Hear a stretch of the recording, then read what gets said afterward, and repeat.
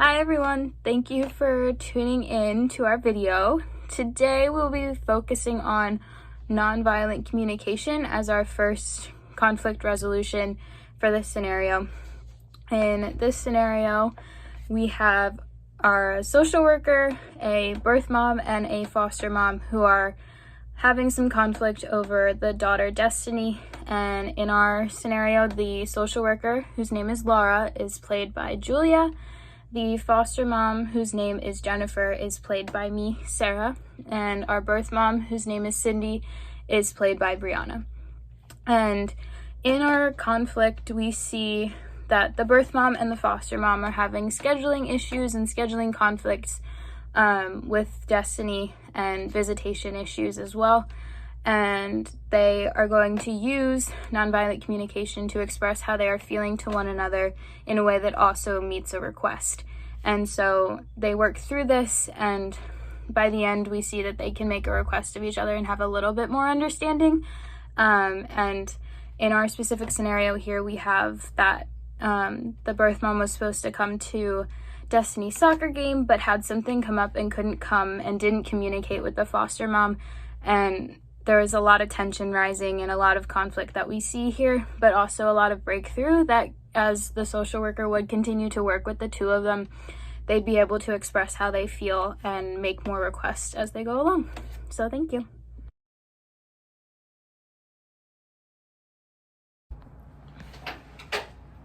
Hello ladies and welcome. Today we are meeting to discuss issues that you guys have been having. How are you feeling today? I'm good. I'm a little annoyed because Cindy didn't show up to Destiny's soccer game on Saturday. Okay. How are you feeling, Cindy? I'm okay. I'm really tired. I've had a lot going on this week, trying to, meet all these goals that we've set, and it's just feeling like a lot. Okay, I can totally understand that. We are going to discuss scheduling conflicts and scheduling issues that you guys have been having with Destiny. You've both expressed to me being upset with me about the scheduling and how things are working, and I would like you to voice your concerns to each other.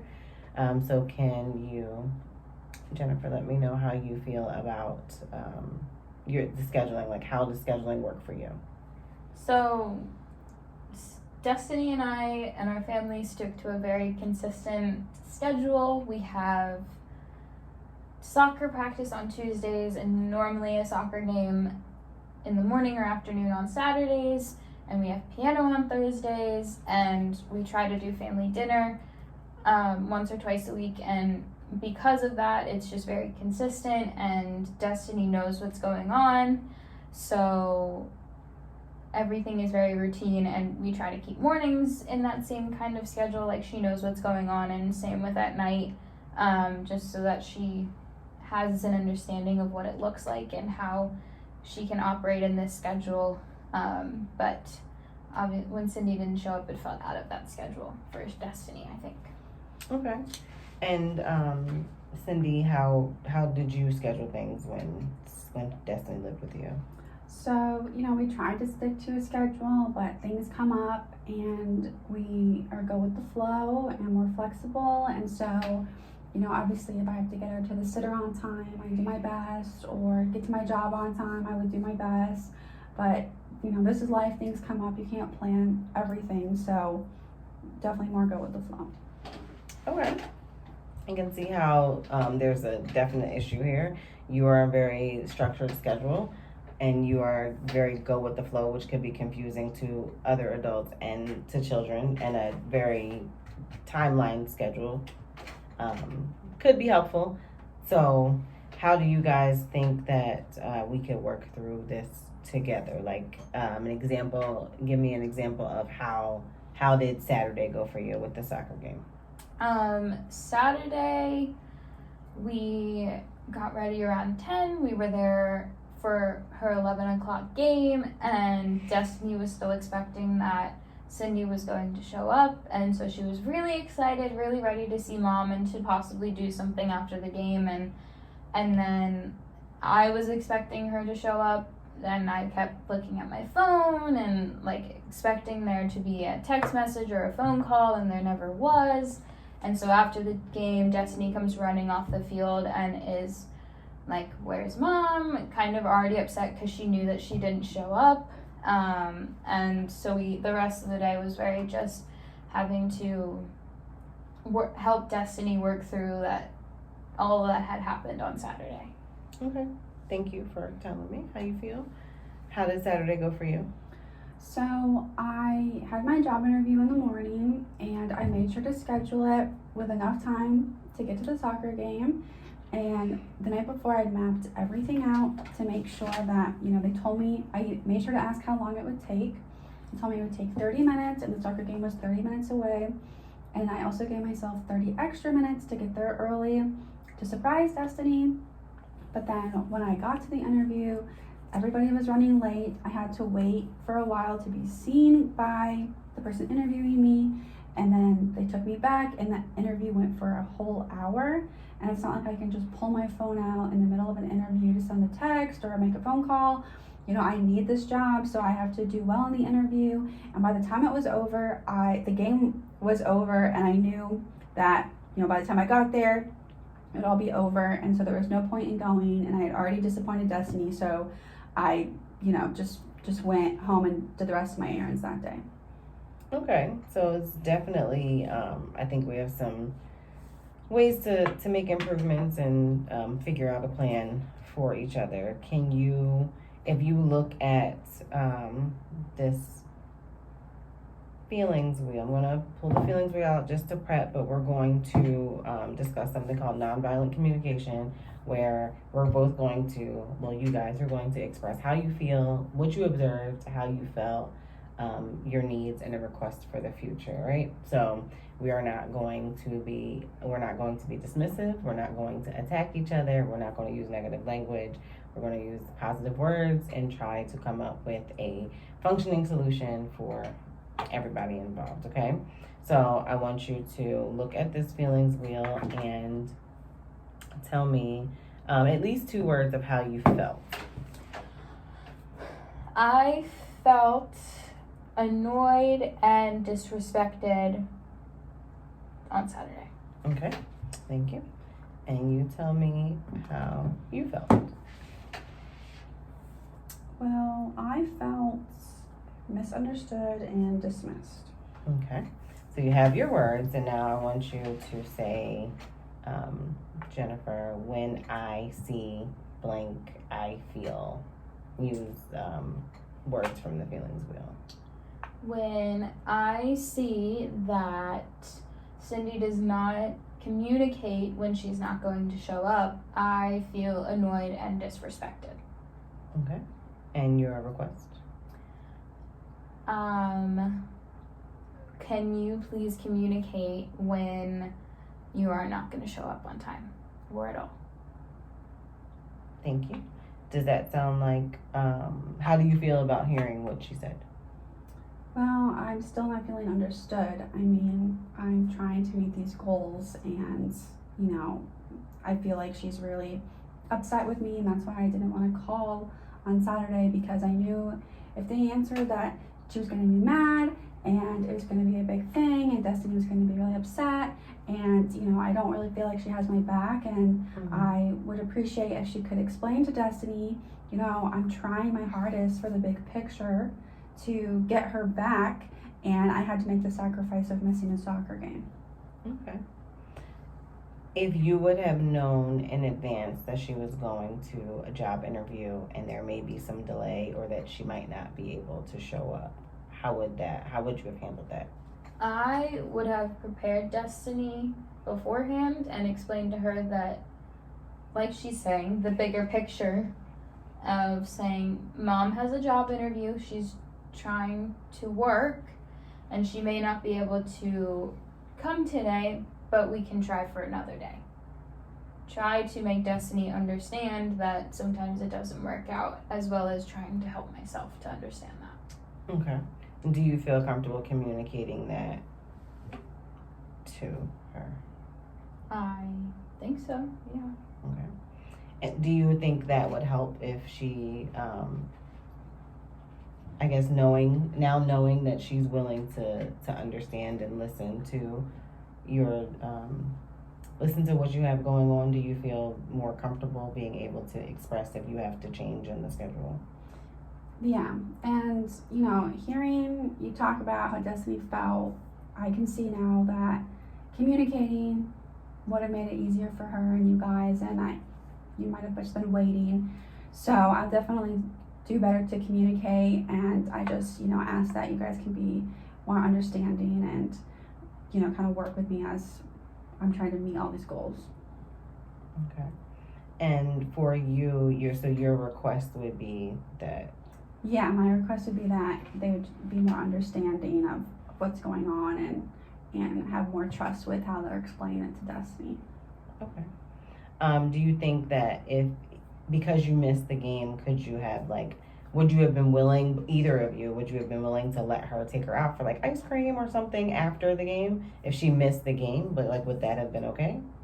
I would have been okay with anything that day, as I feel that she could have come even if after the game was over. Let's say she got there 10 minutes before the game was over, Destiny still would have gotten time with Mom, and yeah, she missed the game, but hey, I'm here and let's go get ice cream, let's go spend time together instead of not showing up at all. Okay. So it looks like, does everyone feel a little bit better now having this conversation and doing the nonviolent communication techniques? Mm-hmm. Yeah. So we now have a starting point to move forward, right? All right, Yeah. So we can work on the schedule for next week. Okay. Hi, for the second scenario, we will be using the conflict resolution style called Common Grounds. And in this scenario, we have a social worker, a foster mom, and a birth mom. The social worker's name is Laura, and she's played by me. The birth mom's name is Sydney. She's played by Julia. And the foster mom's name is Jennifer, and she's played by Sarah. So in this specific scenario, the foster mom and birth mom are having some scheduling issues and scheduling conflicts. There's a lot of tension, a lot of buildup, different styles of communication and different ways of doing things. And so it's causing a lot of friction and tension and just general conflict between them. And so the social worker is going to try to use common grounds to help both of them feel heard and understood, and hopefully reaching a common ground where they can move forward and find a way to communicate in the future as new scheduling things come up. And so for this specific example, there was the daughter, Destiny, had a soccer game on Saturday that the birth mom was scheduled to go to and see them.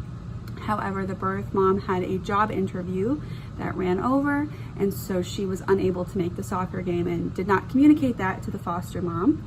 And the foster mom was very frustrated because they were waiting, and she's very structured and organized, and has been getting frustrated that the birth mom has been running late and missing appointments, and how upset it's been causing Destiny to be, understandably. And so the social worker has been working with both of them and is hoping that common grounds can really help them move past this and work together collaboratively.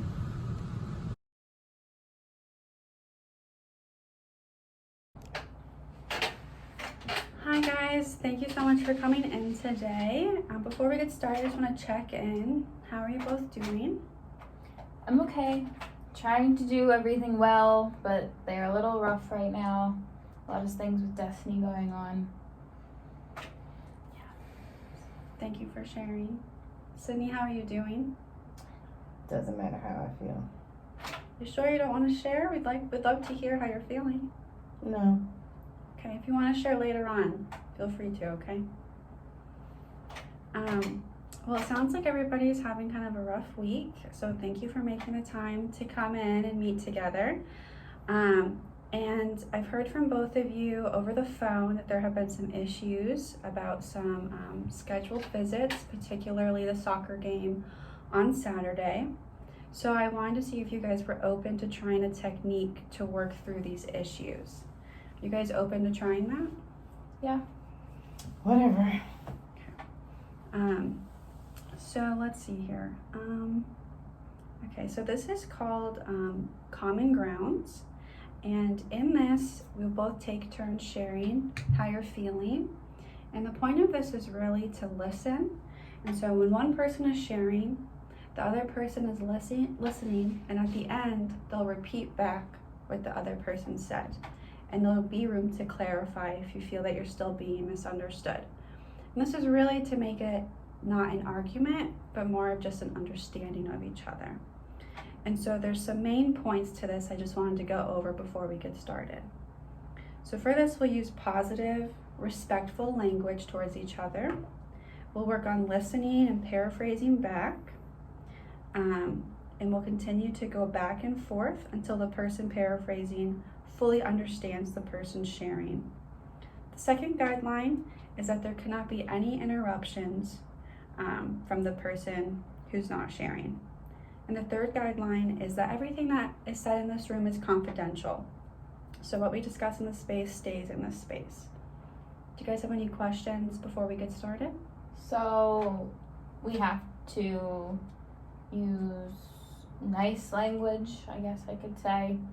We have to listen, and I have to say back what she said, what she said to me, and I can't interrupt her. Is that? Yeah, Okay. that's basically it. Yeah, you've got it. Yeah. Okay.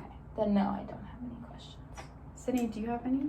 I just don't think this is going to work because she doesn't care how I feel or what I have to say. No. And what has made you feel that way? She just doesn't listen to me. I'm doing everything wrong. So I don't see how, like, when I try to express things or explain things, I get cut off. And anyway, so I don't understand how we're going. I mean, I'll try it, but I don't see how it's going to work. Okay, well, I definitely hear your frustration, and it definitely sounds like there's a lot of tension.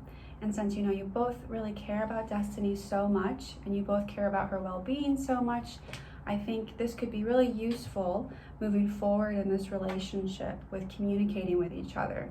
Because, sounds like right now you guys aren't getting along very well, and you're gonna have to continue interacting, and I want those interactions to be good and positive. So, Sydney, since you're sharing that you don't feel heard, would you like to share first so we can create space for you to feel heard?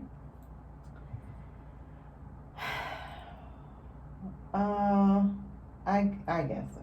Okay. I'm mad because I haven't been able to see my daughter, and it's like I want to eventually be able to get her back, but I also have these requirements where I have to get a job. So if I'm trying to get a job and trying to see her, sometimes I can't do both things. So I feel like I feel like Jennifer just gets mad even more because I can't do things the way she wants them done. Jennifer, can you repeat back what you heard Cindy say? Yeah. What I hear you saying is that you're mad because you're not getting time with Destiny, and that you feel I'm not respecting everything that's going on. Cindy, do you feel like that's accurate? Is there anything does that sound like what you said? Yes. Is there anything you want to clarify?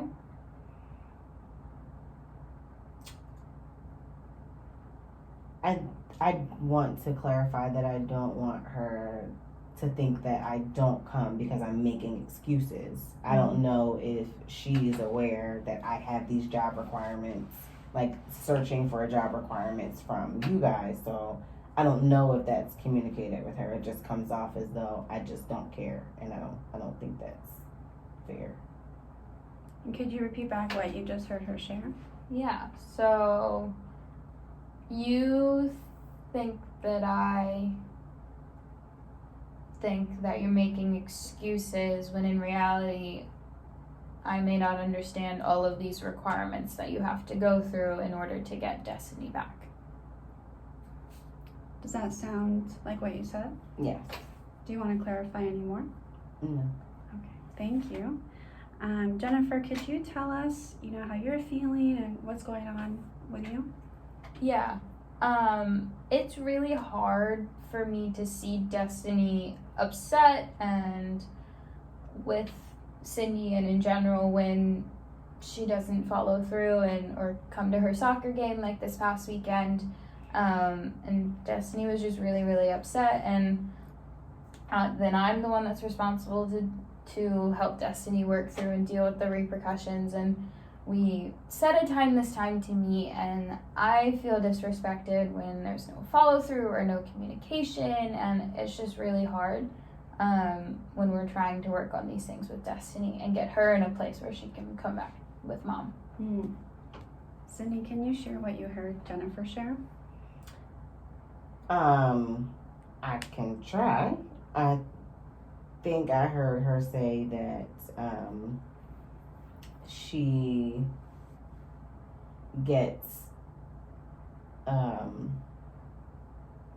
frustrated when I don't show up to see Destiny, and it makes her upset that she has to explain those things to Destiny, and that I'm messing up the schedule of things.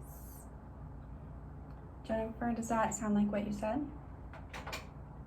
Yeah. Is there anything you'd like to clarify? Yes. I think that it's just really hard that, like, with Destiny. And I want to clarify that, like, I understand somewhat that it's hard, but that Destiny, only being 8 years old, doesn't totally understand that why is mom not showing up to when she said that she would. And that's really hard for her. Cindy, what did you hear Jennifer say? That me not showing up is really hard for Destiny, and that it's difficult to explain that to her and to be the person that's responsible for her when she's upset and let down. Does that sound like what you said? Yeah. Is there anything else that you would like to clarify? No. No? So are you guys kind of getting the hang of this back and forth and asking for clarity just to make sure that there's no misunderstandings? Yeah. Cindy, how are you feeling? I feel a little better, I guess. Is there more that you would like to share with Jennifer?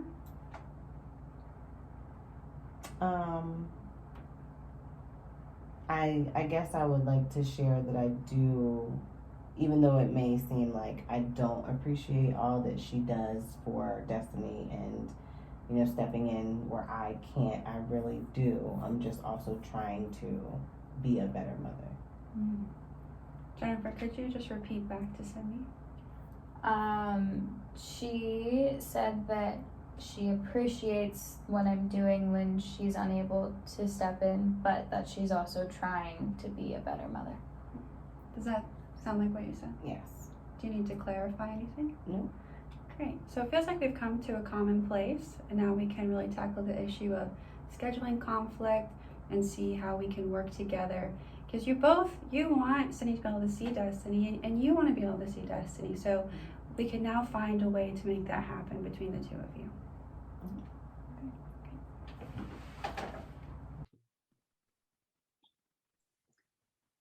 All right, so now we are moving on to the discussion portion of our video, and we're going to talk about the issues relating to diversity and oppression. So would anyone like to start? I can start. So as the birth mom in the first scenario, I'll focus on the diversity and oppression relating to her. So she was from a more low income socioeconomic status. So she was definitely feeling the oppression from her income level and from the system as a whole, the foster care system, the child welfare system, trying to navigate it. She felt oppressed by the foster mom and the social worker with all of these goals that she had to work on that felt unrealistic with the time that she had each day, with the other systems she was using, like public transit to get around and having to be at this appointment at this time and do this by this time. It just felt very overwhelming and felt like the system was working against her. And so that's really the primary type of oppression that she was facing. Thank you. Julia, would you like to share? Sure. As the social worker for this part of the presentation, I will say that the diversity and piece from the social point of view is to remain unbiased in how she handles both the birth mom and the foster mom, regardless of socioeconomic status or education level or household income or whichever. Each party needs to be treated fairly and equally and respectively. Thank you. And so as I was the foster mom in both of our techniques, we saw diversity between the foster mom and the birth mom due to the foster mom has a car, is able to drive herself wherever, and there's no relying on that public transportation. The foster mom is in a mid to high socioeconomic class, and so there's really no issues with money or maintaining or keeping a job as the birth mom struggled with. We have the foster mom lives in a 5-bedroom house and it's very nice, and that is completely different to what we see within the birth mom. And yeah, so we are going to move on to what techniques were used in the role play and how each of them were used. So, and if anybody would like to start, they can go ahead. I will just say the techniques that we used were nonviolent communication and common ground techniques. Yeah, and then going further, so some more techniques that we used were active listening, really being engaged with our body language, using those nonverbals and our verbals to create space. So both the birth mom and the foster mom could feel heard and feel like they had room to share.